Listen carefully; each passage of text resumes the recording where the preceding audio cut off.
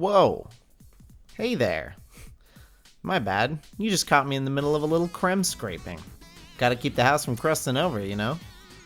Listen, do you ever find yourself frustrated and confused because your buddies just won't stop chit-chatting about acclaimed fantasy author Brandon Sanderson's shared universe, the Cosmere, in your Discord chat? Oh, no. Ayo, my bad. Well, just in case, if you ever do come across that scenario, I've got you covered with my new and only video series, Cremulent. See, I already brought it back to the beginning of the video. You know, like with the word creme. I'm pretty sure that's like good writing or something. Again, it's like poetry, so if they rhyme. My main inspiration for making this video series is that I have a buddy who really just doesn't have the time or interest to consume the Cosmere organically, so I'm hoping to break it all down for him so that he doesn't have to completely mentally check out every time I start rambling about it. That being said, I do hope this video series can reach a wider audience eventually, if only to give any of y'all in a similar position to my buddy a way to experience it. Needless to say, this is going to be a very spoilery series, as I'm basically assuming that you're watching these videos instead of actually reading the books.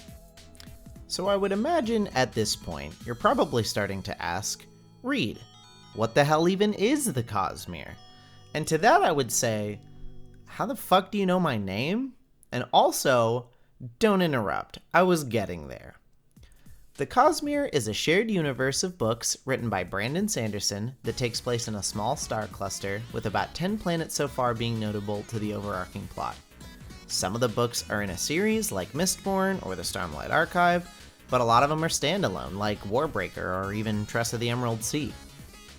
The connections between books are typically subtle, like small character cameos or people using magic from other planets, but they have definitely become more and more interwoven as the universe fleshes out. The variety of settings so far is truly impressive, which is part of what makes it so captivating. You can experience a Victorian noir heist-style novel set on a world covered in ash, to a huge epic fantasy series on a planet where a large portion of land fauna have crustacean traits, to even a small-scale romance novel set on a planet shrouded in magical darkness that can only be kept at bay by a magical plant that looks like Miami in the 80s. Alright, my little fucking cremlings. Now that we have an idea of what we're dealing with, I'm gonna slap you upside the head and demonstrate how meticulously thought out and complex this universe is. Let's start with a crash course in Realmatics. In the Cosmere, there are 3 realms that comprise the entirety of existence. We'll ease you into things with the physical realm, since this one is by far the easiest to understand. This is going to be the most analogous to the real world. This is like where mortal beings, matter, outer space, natural phenomena, pretty much all that normal stuff is. It's pretty much just the real world, but obviously like magic and shit still exists in it. And that can sometimes break our normal understanding of physics. But otherwise, if you understand the real world, you understand the physical realm. Next up is the cognitive realm. This one is immediately a lot weirder and harder to understand. Basically, in the Cosmere, everyone has a soul called a spirit web. And not just everyone, but everything as well. Even something as simple and mundane as a stick on the ground. And if you know, you know. And this spirit web contains one's sense of identity. Well, in the cognitive realm, this sense of identity is influenced by the thoughts and perceptions of the individuals in the physical realm. If a stick is on the ground for a long time and has been recognized by many passers-by as such, then its essence in the cognitive realm will not only view itself as the stick, because that's what the passers-by saw, but it will also want to occupy the corresponding location in the cognitive realm. Because despite everything I've just told you, as far as I can tell from what I've read and researched, the cognitive realm is also a physical location that essentially overlaps the physical realm and can be entered and explored by mortal beings made of matter. It even has an atmosphere that you can breathe and condense water out of. That being said, it is still extremely dangerous for mortals to just enter it unprepared. Finally, we find ourselves at the spiritual realm. This one is by far the most conceptual of the realms, as it doesn't have the same superficial relation to the other two realms as they do to each other. Instead, the spiritual realm is like a realm of pure magical energy or something. And not only that, but there's also no time or location in the spiritual realm, basically meaning that everything is happening everywhere all at once. At least in the spiritual realm. And not only that, but this is the realm where that sensitive identity I mentioned earlier exists. And in fact, all of the Spirit Web's important information is stored here, which I'll cover in greater detail in just a bit here. Just know that even the most hardcore Cosmere fans' knowledge of the spiritual realm is pretty limited in terms of what we've been shown in published works. Alrighty, now that we've covered all of that, let's begin with some important terminology. These are just words that I'm gonna start assuming that you know after this segment, so make sure you're taking some fucking notes, cause this shit's gonna be on the test. Adolnasium. The original god of the Cosmere and presumed cultivator/creator of the star cluster the Cosmere takes place in, incomprehensibly powerful by mortal standards, but not quite omnipotent or omniscient. Shard. This is basically a fraction of Adolnasium's power, representing a fundamental aspect of his nature. Typically, this takes the form of some sort of human emotion or trait, or even like an instinctual desire. These can be assumed by mortal beings to give them consciousness and drive, but the shard will usually bend the user to its will and force them to behave in line with sort of the trait that it represents. While weaker than Adolnasium himself, these shards are still more than powerful enough to alter entire planets with ease. Dawnshard. This is essentially a magical artifact that was created by Adolnasium to help him shape the Cosmere. He had 4 of them, and they represented primal commands that instructed nature like how to behave, essentially.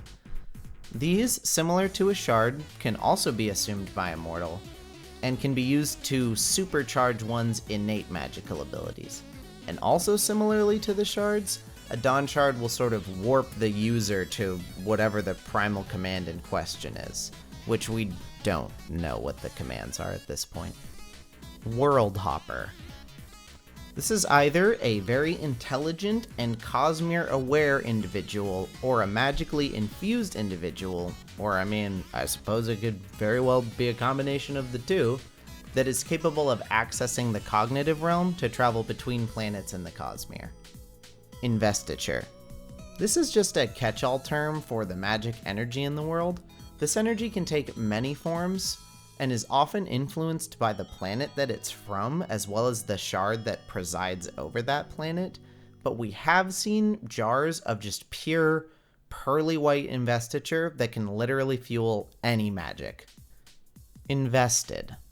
This is another somewhat generic term that just refers to anyone or anything that is infused with investiture. The type and amount of investiture, as well as the technique being used, typically dictates the effects of being invested. Invested art. This is another generic term that refers to like any sort of technique or ritual or like anything along those lines that consumes investiture to grant abilities or cause effects. And in fact, some invested arts don't even consume the investiture permanently, although they do often consume something. Cognitive shadow. This is basically the Cosmere's equivalent of a ghost. It is the consciousness of an invested being left behind after death. While there may be exceptions, beings that are not exposed to investiture during their life are not likely to form a cognitive shadow. Spren. This is another generic term for a being made of pure investiture. Sometimes they're conscious, sometimes they're not, and they typically reside in the cognitive realm with only small pieces of them peeking through to the physical realm, barring very specific circumstances. Spren is a colloquialism that is native to the planet Roshar, but in my mind, it's a sufficient term for any conscious entity made of investiture. Perpendicularity. This is basically a tear in reality that unifies all three realms. It can take many forms, looking like anything from a fucking Marvel skybeam to like a pool of oddly colored liquid. They do seem to be multifunctional, as they're able to like just grant people investiture so they can use their magical abilities, as well as being one of the safer, more reliable ways to enter and exit the cognitive realm. So perpendicularities are very important. Intent. Okay, we're starting to get into the weirder terms here, so bear with me. This one is basically the will of a source of investiture. Certain sources are powerful enough to have a will of their own, like a shard or a Dawnshard, and they want to behave a certain way. This intent can even affect the user of said investiture, like I mentioned earlier, forcing them to obey certain laws or rules, or even work toward a certain goal. Connection. This one is also kind of weird, but I still think we're in the realm of being comprehensible here.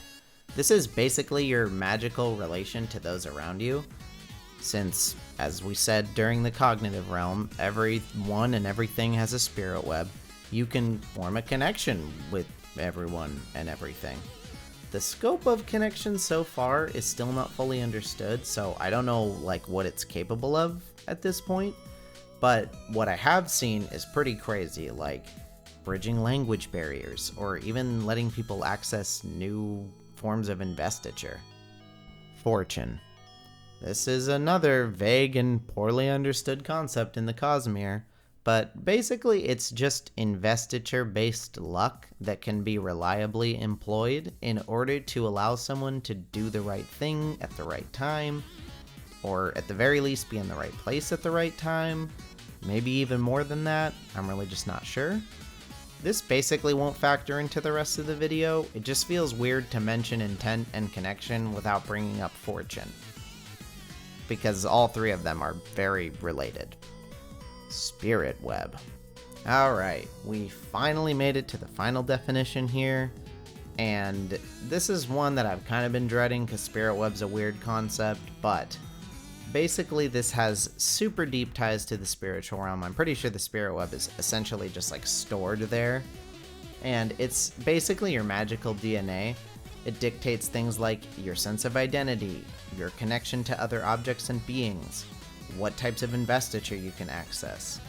And unfortunately there haven't really been any like visualizations of this in the Cosmere so far, so I literally just imagine a glowing spider web that strings off to other people's and things' spider webs to form magical connections. Alright, now this next part that I'm going to cover, to me, is some essentially base level Cosmere knowledge. Not to say that if you do decide to read the books, they aren't perfectly enjoyable as a standalone experience. I just personally believe that coming into either my upcoming videos or the books themselves with this knowledge can help relieve the intimidating nature of some of Brandon's world building. So anyway, in the Cosmere, Adolnasium was the original god of everything we know, that being our star cluster I mentioned way back at the beginning of the video. There might have been a bigger galaxy beyond that, and a universe beyond that, but for now we'll pretend like all of reality is just our little cluster. I assume Adolnasium created everything just based on the description of the Dawnshards, but we just truly don't know for sure, and I feel obligated to acknowledge that. Now, one of the planets he created, I think, was called Yolen, which is actually the original planet of the humans. Not only that, but there's a four-armed race known as the Shodel, and even dragons. Yeah, dragon these nuts. But no, for real, there are actually dragons. Those do seem pretty fucking rare though, as in somewhere around 25 books at this point, I have only encountered a single dragon in person. And I've heard from another one in a letter. Adolnasium also influenced a bunch of other planets during the course of his reign, so those three aren't the only sapient races, but we'll cover that in the corresponding planet videos later. However, One day, a group of Yolenites decided that they wanted to snatch up Adolnasium's power for themselves, for reasons unknown. So they cobbled themselves together a little god-killer superweapon with the Dawnshards, went up to Adolnasium, read him Peter Pan, and popped his ass in the back of the head with a fucking shotgun. Push and shove and scream, but we'll never get disqualified. La la la! Yeah, yeah! Oh! Man, for good measure, while you're looking at the lake, just give me one more good. This event was called the Shattering, and it resulted in the formation of the 16 shards, which are as follows: Devotion, Dominion, Ruin, Preservation, Endowment, Honor, Cultivation, Odium, which is another word for hatred in case you didn't know, because I sure fucking didn't when I first read these books, Autonomy, Ambition, Invention, Mercy, Valor, Whimsy, and Virtuosity, with the final shard possibly being Prudence or Wisdom or Survival. This is just something that Brandon has hinted at, it's not confirmed in any books yet.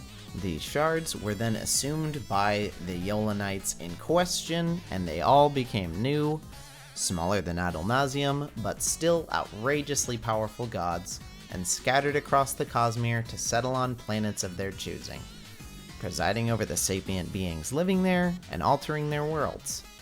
And honestly, that's pretty much all you need to know to just hop into the rest of my videos to start understanding the different planets that the shards preside over. To close out the video, I'll do a quick outline of each major planet in the Cosmere, mentioning the shard that lives there, assuming there is one, the book that takes place there, any notable ecology or geography that really makes it stand out, and a brief mention of the status of investiture on the planet. I will cover the names and details of their invested arts in another video, as some of them are simply too conceptual and detailed to cover without this video dragging on to like an hour. Yolen. As I mentioned before, Yolen is the origin planet of humanity and seems to be a fairly important location to the Cosmere as a whole. There are no residing shards here that we know of. Ecology and geography are relatively unknown as well, although we can assume that at least some portions of it are at least livable for humans, if not like thrivable. No books have been written on this location, although I do believe there is a planned origin story of a world hopper named Sephandrius that is like almost certainly gonna partially take place on this planet. Sephandrius is a really important entity in the Cosmere, so much so that I'm probably just gonna make a whole video dedicated exclusively to him. He goes by a lot of other names than just Sephandrius. Hoid, Wit, he's all over the place. Cell. This is the setting of the book Elantris and its planned sequels, as well as the Emperor's Soul. Cell is a pretty standard planet by ecological and geographical standards. The presiding shards are Devotion and Dominion, whose vessels are both deceased by the events of Elantris, leaving their shards' investiture in a raw, uncontrolled state. This has allowed for an extremely diverse selection of invested arts. Scadrial. This is the setting of the Mistborn series and has some fairly notable ecology and geography. There is constant ashfall from the sky as a result of volcanoes billowing smoke into the atmosphere, resulting in the need for genetically altered humans and plants that can survive the conditions. The presiding shards are Ruin and Preservation, who are the only shards in the Cosmere that synthetically created the humans living there, rather than occupying a planet with existing humans. The invested arts on Scadrial are not as diverse as Cell and are all associated with metal. Nalthis. This is the setting for the book Warbreaker and its planned sequel Nightblood. The only notable ecology on Nalthis I can think of are the Tears of Edgley, special investiture-infused flowers that are used in dyes as well as for the invested arts on the planet. The presiding shard is Endowment, and likely due to the presence of only a single shard rather than a dual shard planet, Nalthis seems to only have one form of invested art. Threnody. This is the setting for the short story Shadows for Silence in the Forests of Hell. This planet doesn't seem to have any notable ecology or geography that we know of, although the scale of the single book does not lend itself to teaching us about the planet as a whole. There are no currently presiding shards, although it has been stated by Brandon that Ambition was at least nearby and was killed or died. Ambition's death does seem to have affected Threnody quite terribly, as anybody who dies becomes a corrupt cognitive shadow who attacks anyone who upsets it in specific ways. This is the only investiture currently known of on the planet, and we didn't even learn of an associated invested art until many books later. Taldane. This is the setting for the graphic novel White Sand, and is a fairly unique planet in the Cosmere. It is the only one known of so far to be tidally locked, meaning it is stuck between two suns' gravities, rather than orbiting a singular sun. This has resulted in a light side and a dark side, with the light side being covered in huge deserts with sand invested by the sunlight. The presiding shard was, at one point, autonomy, but they likely no longer have a presence there. Once again, the presence of a single shard has resulted in a fairly limited selection of invested arts, as there is only one I know of currently. First of the Sun. This is the setting for the short story Sixth of the Dusk. While the geography of this planet isn't particularly notable, the ecology is downright terrifying. There's a collection of islands inhabited by psychic predators and plants that can essentially paralyze you while you're eaten alive. There are no presiding shards on this planet, although there is a perpendicularity there called Potji's Eye, which is likely how an invested art has propagated, as there is in fact a form of investiture on this planet. Roshar. This is the setting for the Stormlight Archive series, and probably has the most foreign and strange geography and ecology of any of the other planets save Lumar. Brandon has stated his inspiration for this planet was tide pools. Now, I'll be honest, I don't know shit about tide pools, but what I can tell you is that the majority of the ground is pure stone, the plants can quickly suck themselves down into crevices in the rock, the rain deposits mud that hardens into rock called creme, in case you were wondering what the fuck I was talking about in the beginning of the video. The majority of the fauna is vaguely crustacean in nature, and if everything else you just heard isn't enough, there's also massive destructive storms that pass over the planet regularly, upending and ravaging basically anything that isn't heavily fortified. There are two presiding shards, Cultivation and Honor. This has resulted in a large amount of investiture covering the planet in the form of Spren, as well as a healthy selection of invested arts. Lumar. This is the setting for the book Tress of the Emerald Sea. This planet has one of the wackiest setups in the Cosmere so far. Basically, a bunch of orbiting moons constantly drop down spores that collect in such massive quantities that they form oceans, and they maintain a liquid-like state due to gases constantly bubbling up from the planet beneath. These spores are all heavily invested and extremely dangerous, but despite that, there are no known shards presiding the planet. The spores and the consequences of interacting with them are the only known source of invested arts native to the planet. Komashi. This is the setting for the book Yumi and the Nightmare Painter. Ecologically and geographically, this planet is like fairly standard, however the presence of invested darkness that shrouds the whole planet makes it hard to be sure. There are no known presiding shards at the moment, although the death of the shard Virtuosity seems to have resulted in the creation of quote-unquote Spren that fuel the investiture and invested arts on the planet. Canticle. This is the setting for the most recent book at the time of making this video, The Sunlit Man. This is another pretty wacky planet. It is literally melted and reshaped all day, every day by the sun, and is only able to regrow when the heavily invested sunlight bounces off the planetary rings onto the dark side to allow planets to grow in a matter of like minutes or hours, like a very small amount of time. There is, once again, no known shard currently presiding over the planet, but the presence of invested sunlight has resulted in a few different forms of invested arts and investiture. And I think that pretty much does it. I sincerely hope you enjoyed my first video, and I really look forward to making more content on the Cosmere. Peace out, my little Kremlings.